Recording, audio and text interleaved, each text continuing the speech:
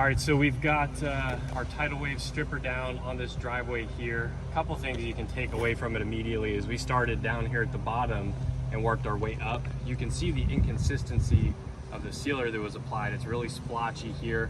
Everything from right to left all the way up has been applied with the stripper, and all of this here is still dark gray.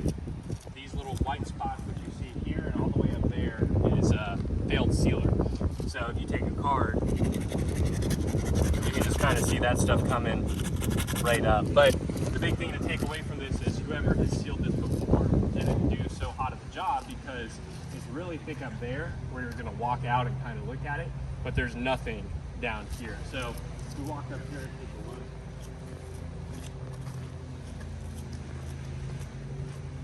This stuff has been sitting on here for probably about 15 minutes or so. The stuff down there has been sitting, for more than 30 minutes. So it's got plenty of dwell time to activate, and that's all you can see. But same thing over here. All this white, this is just old sealer.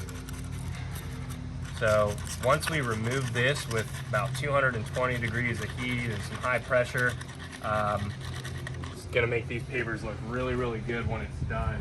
We actually stripped the brick that's up there near the house because they had only sealed the front portion of that stoop. And you can see it right now. There's a color difference between the rest of the house, so it just sticks out like a sore thumb. So we're stripping that, the little pad up there, and then there's also no sand except for what's right up here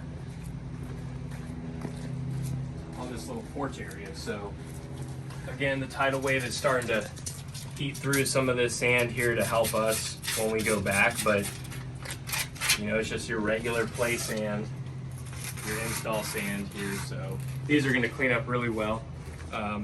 This tidal wave is super slick, so it's like an ice skating ring out here. So the story with these pavers is there was a local install company that came through and put the pavers down. And then after the install, they had one of their in-house guys do the sealing process on it. And it rained in the middle of the process, but the guys still continued to do the work, and they came back the next day and sprayed more sealer on it, and basically just made a whole nightmare of a situation for the homeowner. We ended up having to strip the driveway twice pretty much, and the reason being is as soon as you step out of that front door onto the driveway, it was a lot thicker there. The closer you got to the mailbox, the less thick. So it was almost like they were trying to pile the sealer in the areas where the homeowner was going to be at, and it wasn't going to be as noticeable the further you got down the driveway. So it was quite a pain, because after we stripped it the first time and cleaned it, it looked really good. So we started the sanding process on it, and we ended up having to strip it all over again. So you win some, you lose some.